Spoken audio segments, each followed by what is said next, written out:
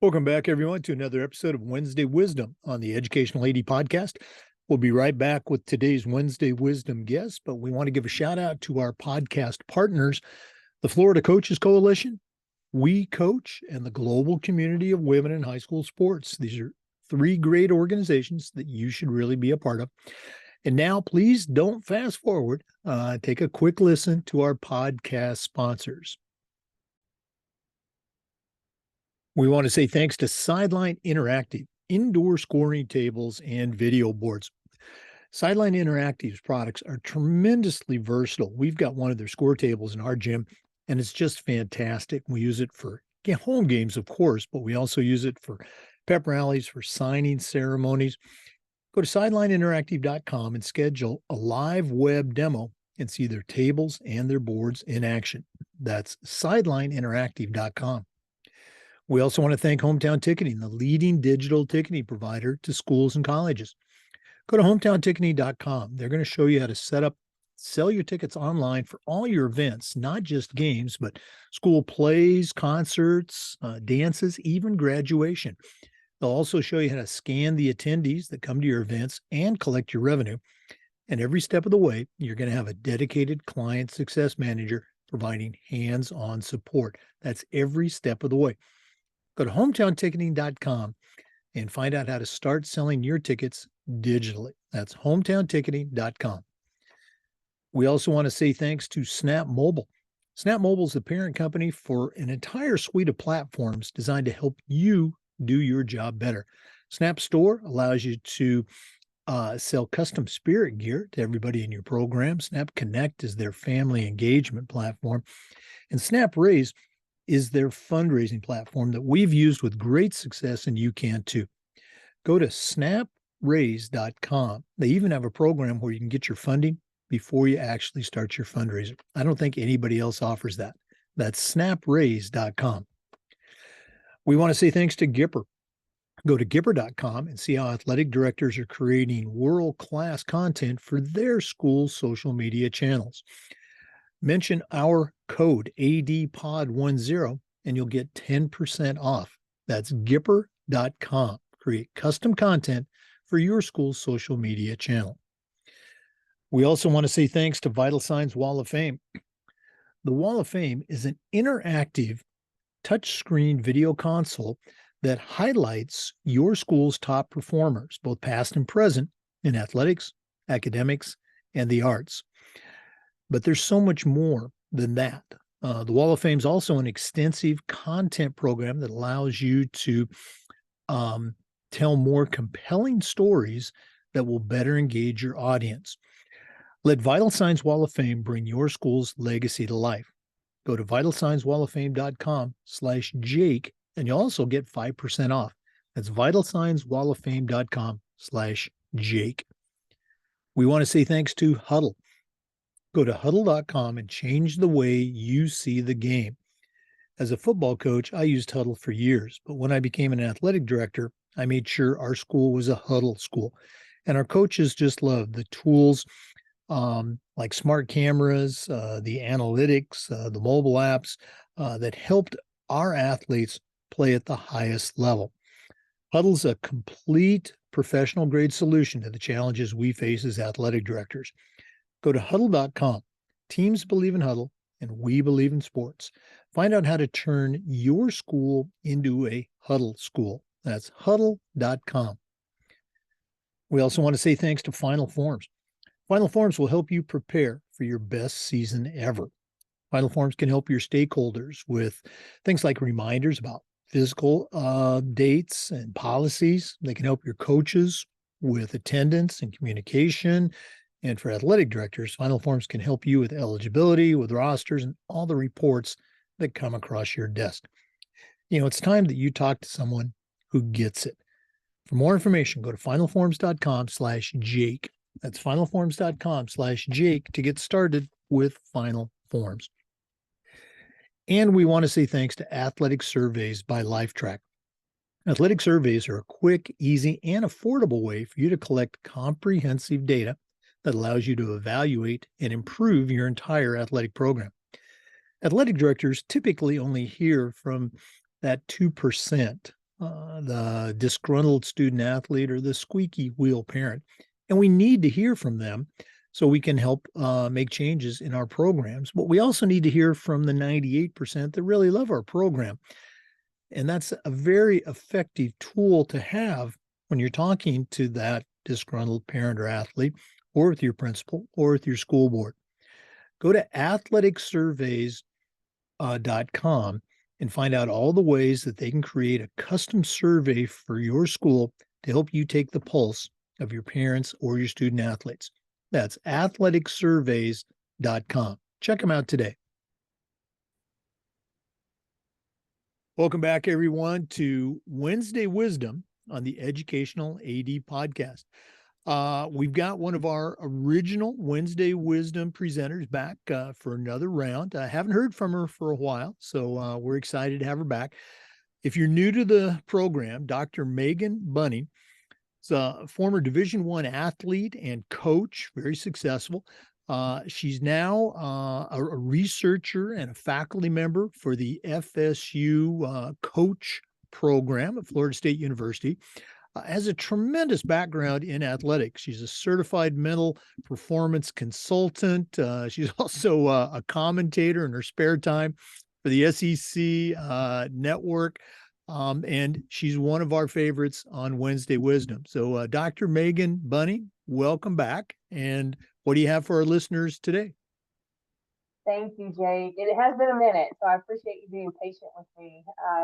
So this time I decided to go with something that I don't really get a lot of time to talk about. And this is about recognizing your value. So as you mentioned, I have kind of had different stops along the way in terms of my employment. So when I first started working in coaching, I was coming right out of playing. And so a coaching position actually here at Florida State was my first, I would say, real job. And it was pretty tough. And I'll be honest with you, when I got into coaching, I didn't want to be a coach. I thought that if I was an athlete, that that was kind of what I was supposed to do. And I had a really difficult time finding what my identity was and really understanding what my skill set was. It's kind of like, what do you want to be in life, right? So I went into coaching anyway because I thought that's what I was supposed to do. And it seemed like the most natural fit at the time. And I made it 7 years at three different institutions. Along the way, if anyone knows my background, I was getting degrees along the way. And every time I got a degree, things kind of changed and shifted for me in terms of my perspective. So by the time I reached my last coaching position at Ole Miss, I had started my doctorate program. And it was at that point that I really thought, you know what, I can do something outside of coaching. And not to say that I'm not trying to bag on coaching, and I mean, it has really done a lot for me. I just realized that I wanted to do something different. And you also have to understand the context of my life. I had a 3-month-old and I was gone the majority of the time as a recruiting coordinator at a Division I institution in the SEC. So it was high demands and high stress and just not something that I wanted to keep pace with. However, when I thought about getting out of coaching, I actually had a little bit of time there, about a year, where I needed to finish my degree.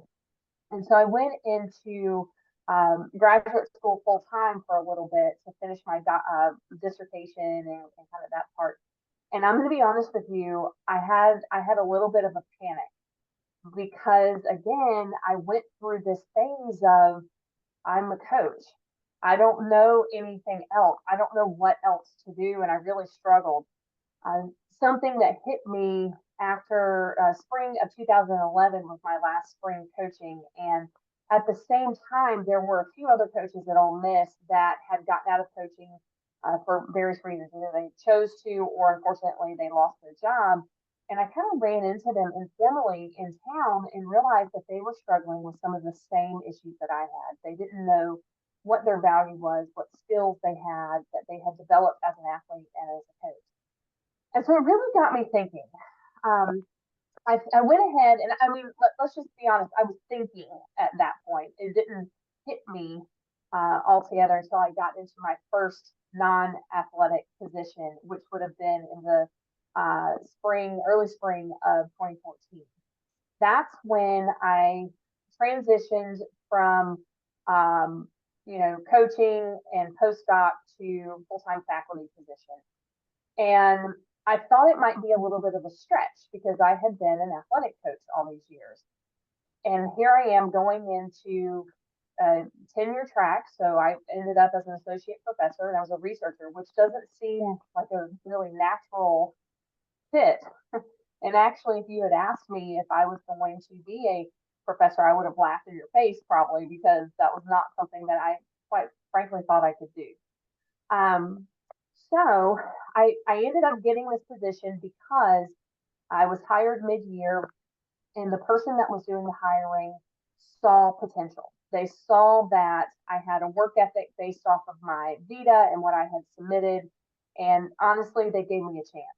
I had very little teaching experience in higher education, and I'm so very grateful. So sometimes part of this is you just need somebody to give you a chance.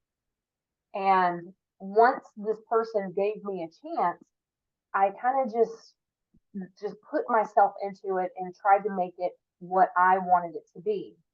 My first semester in the classroom was pretty rough. I struggled. I felt like I didn't belong. I was a square peg trying to fit into a round hole. And I I didn't, it's not that I didn't enjoy teaching, but I just did not identify as a professor or a teacher.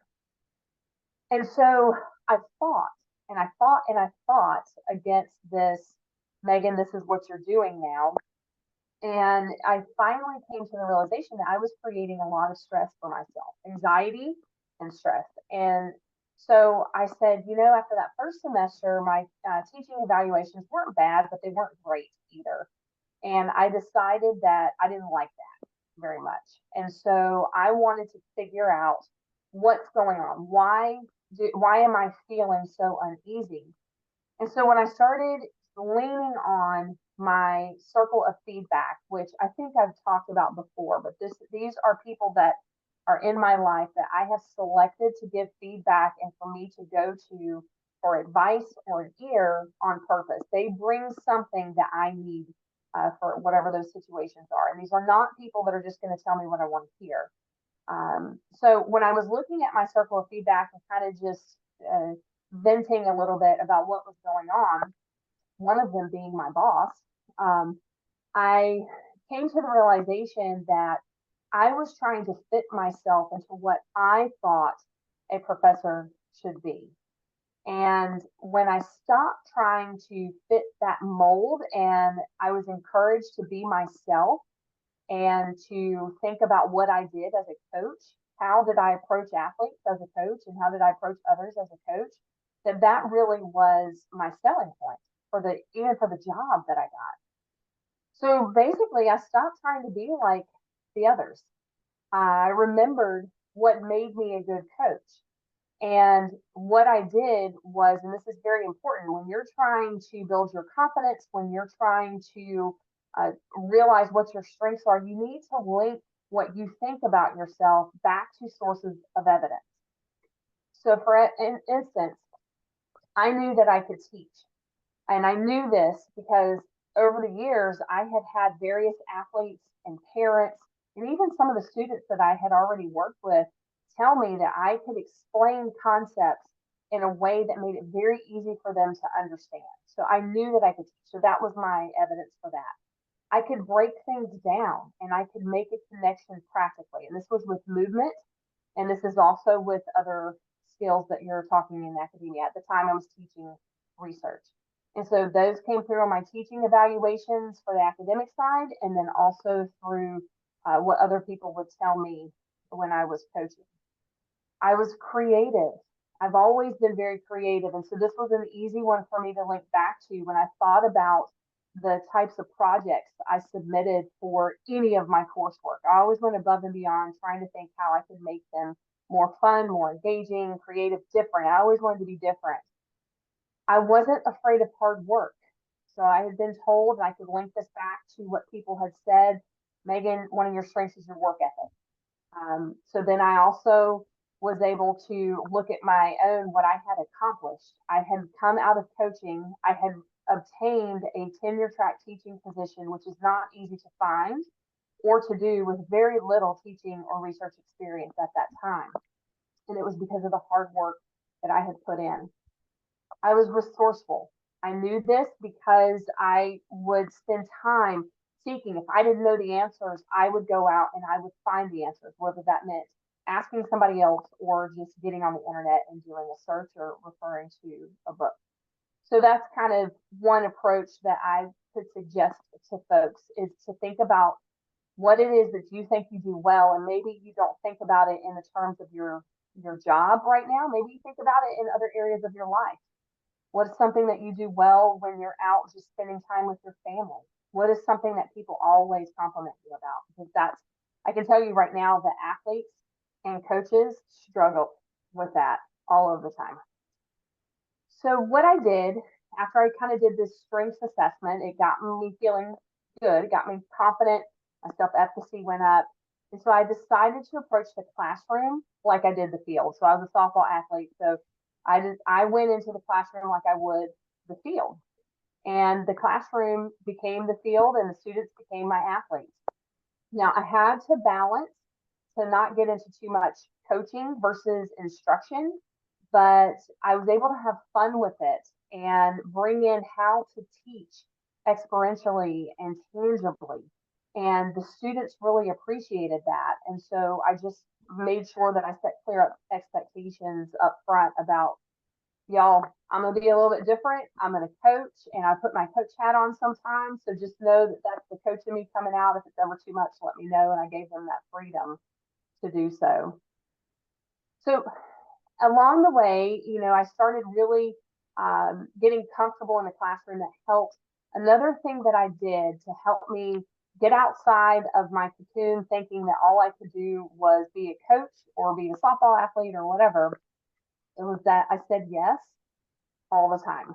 And I know that sometimes this is not okay to do, and you do want to make sure that you're balancing, but I always said yes, knowing that it was, I could do this. I knew, and here's the reason why, is because I knew if I said yes, that there were going to be new experiences, new opportunities to learn, and new networking opportunities. And there's really not been too many times that I've said yes to something and I have not been rewarded for doing it or speaking with somebody or talking with somebody. And it really has opened the door. And broadcasting is an example. So I'll give you a quick story on that because it's the example of saying yes to something that I wasn't comfortable with doing. In 2015, when ESPN bought the SEC network, they were going to broadcast all sports games. And I was about an hour away from South Carolina, which is where I played. And they called me up and they asked if I would be willing to be a talent analyst. I had never in my life done anything like that. And I nervously said yes, and then realized that it's public speaking. And I speak all of the time. So it was one of those things about recognizing that that's one of my strengths. I've always been good at public speaking. I enjoy it. And so it gave me the opportunity. And that from that one instance, doors to working with clients in the sports psychology field have opened, various talks. It's helped me get the position here at Florida State that I'm in now. And it just has been such a blessing to me. Something else that helped me kind of settle in and recognize my value. Remember, I told you I was resourceful and I was practical. And so I started using things that I knew that the people I was engaging with, they had to use. So this gets back to connecting with your audience. For me, it was graduate students, and a lot of them were K-12 teachers. So at the time, I started using Google Classrooms and Google stuff because it was new. But I knew they were going to have to use that. So in my class, I wanted them to get comfortable with it. And I also wanted them to know that I'm there with you. I see what you're having to do. And so we're going to explore this. So there's that piece of it that maybe you could take away, is just kind of connecting. I regrouped along the way. that circle of feedback to be a little bit more intentional. I realized that and this is normal, as I was thinking about my value and what I could contribute and stepping out and doing things that were uncomfortable, is I realized I needed a little bit different support here and there.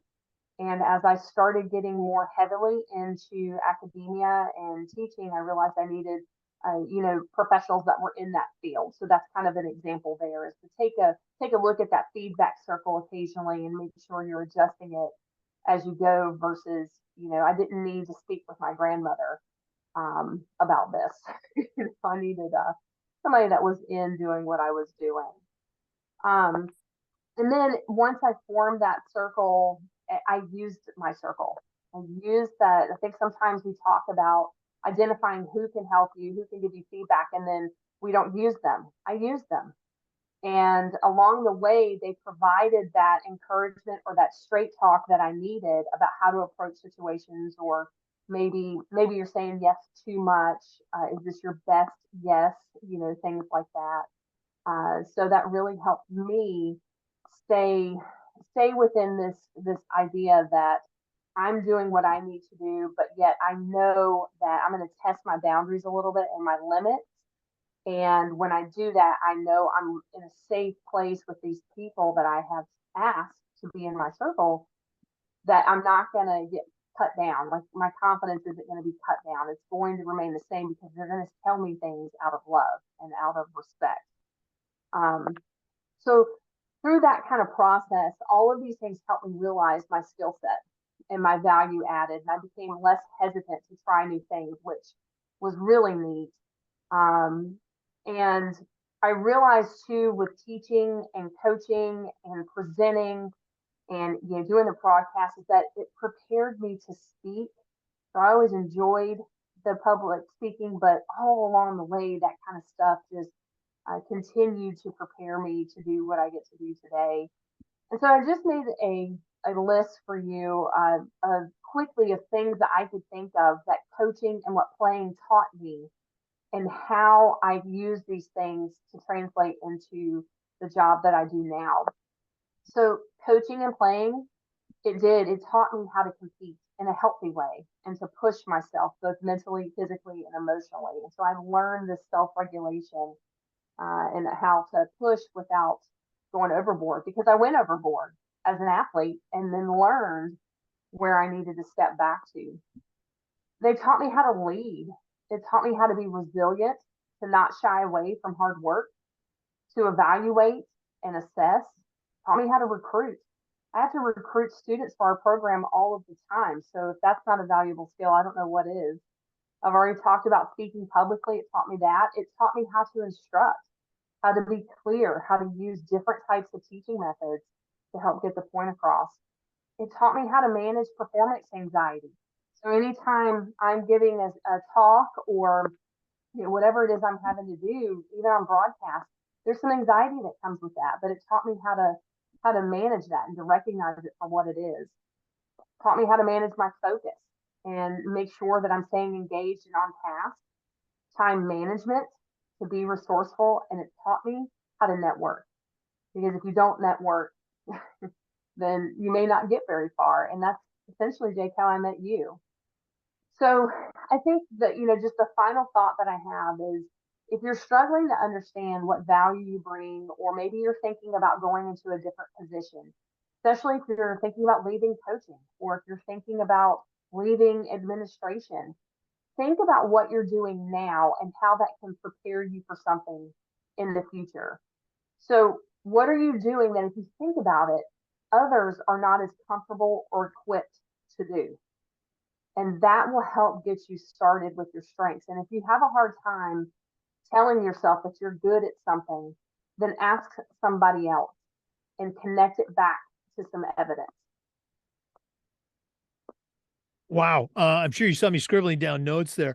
I really appreciate you, kind of, opening up, bearing your soul there. I think all of us, no, I don't think all of us, we have those, thoughts, whether they're momentary or, longer and debilitating, thoughts of inadequacy, or, imposter syndrome, or all the labels that you want to put on it, not to minimize that.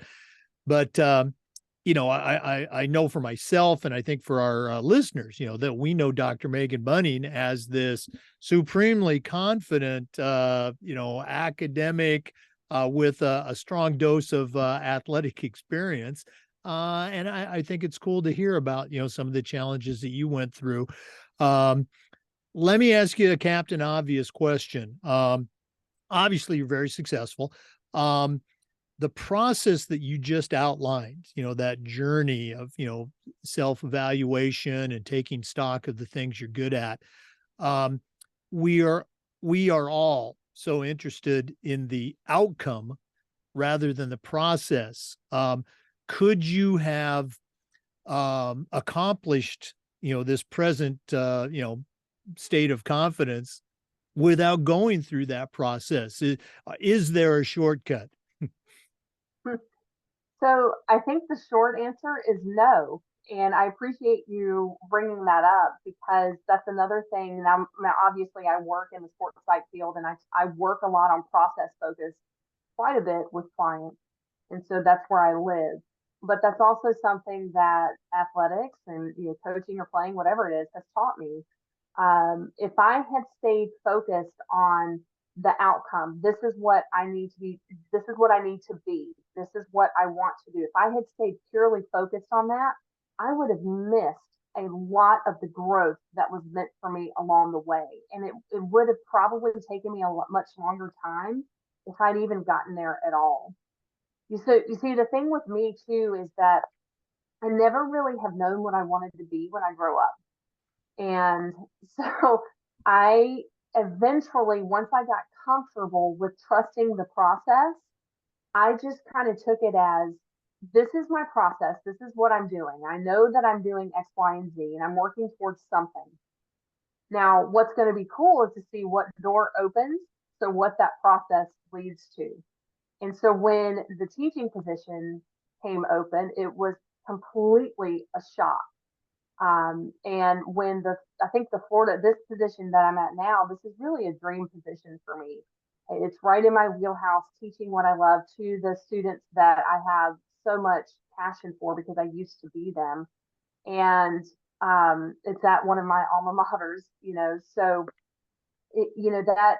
when I look back at this, I have people that look at my resume and they'll comment on I've been busy or you've done a lot, and I don't see it that way.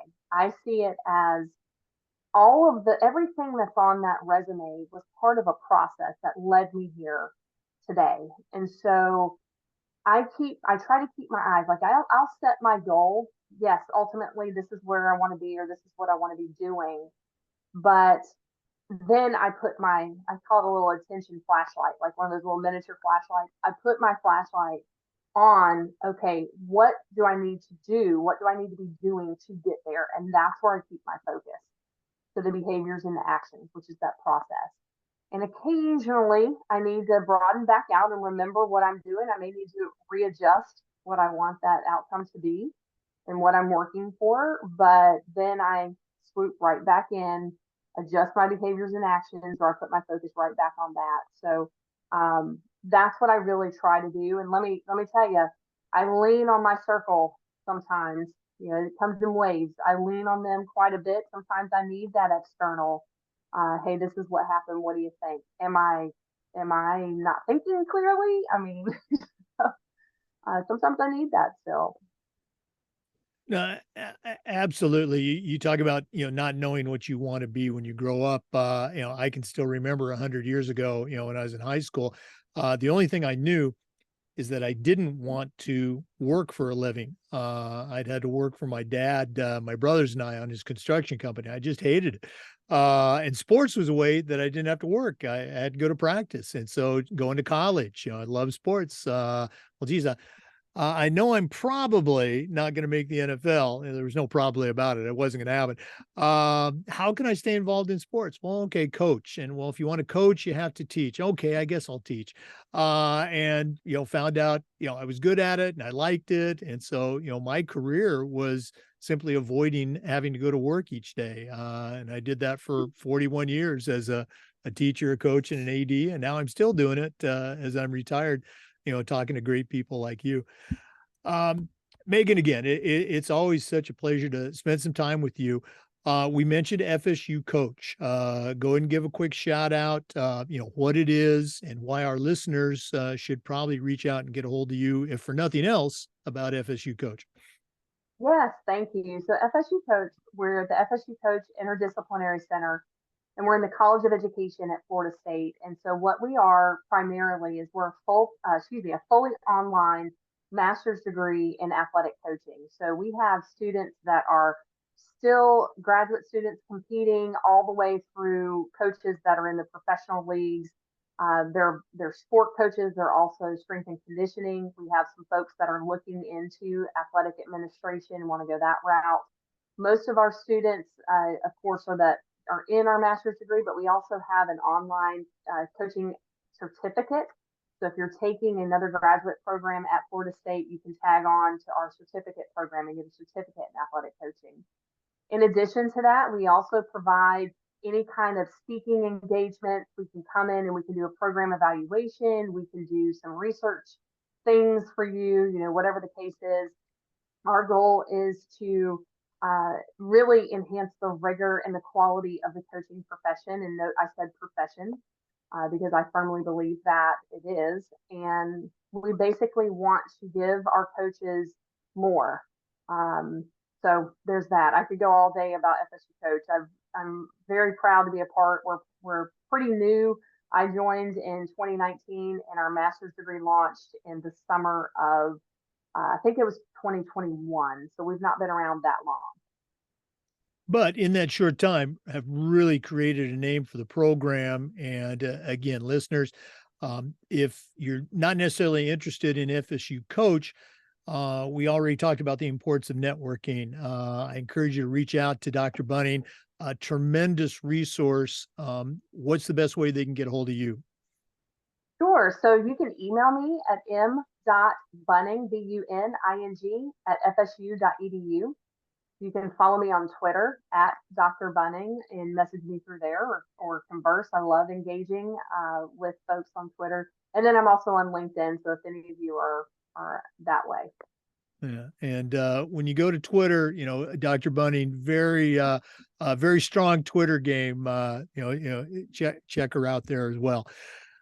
Megan, again, thanks so much for spending time. I know you're incredibly busy this time of year, but thanks for sharing with our listeners on Wednesday Wisdom, and all the best moving forward in 2023.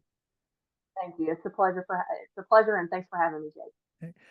For our listeners, we do this every single week, and we upload the videos to our Educational AD Podcast YouTube channel. Thanks for listening. Come back next week and just about every day for new content on the Educational AD Podcast. We'll see you next time. Thanks again for tuning in to Wednesday Wisdom. We do appreciate your support and listening, and we appreciate our sponsors. Please visit them, check out what they can do for you. Athletic Surveys by LifeTrack, that's athleticsurveys.com. Sideline Interactive Indoor Score Tables and Video Boards, that's sidelineinteractive.com. Gipper, it's all about marketing your students and your teams and social media, and Gipper can really take your game to the next level. Go to Gipper.com, tell them you heard about it on the podcast, and you'll get 10% off. Hometown Ticketing, simple and easy online ticketing. That's all we need to say. Go to hometownticketing.com. Huddle, as a coach, I used Huddle. As an AD, we were a Huddle school. Go to huddle.com, find out all the ways they can help you and your coaches. Snap Mobile, parent company for Snap Raise. Check out their entire platform, but Snap Raise fundraising. Does any other fundraising program give you your money before you start your fundraiser? I don't think so. Check them out at snapraise.com. Final forms, registration, compliance, eligibility, communication. Check out finalforms.com/Jake. And finally, Wall of Fame by Vital Signs. Let them help you bring your school's legacy to life. Go to vitalsignswalloffame.com/Jake. When you do that, they'll give you 5% off any purchase you make. Thanks again for listening. We'll see you next time on Wednesday Wisdom, and just about every day on the Educational AD Podcast. See you next time.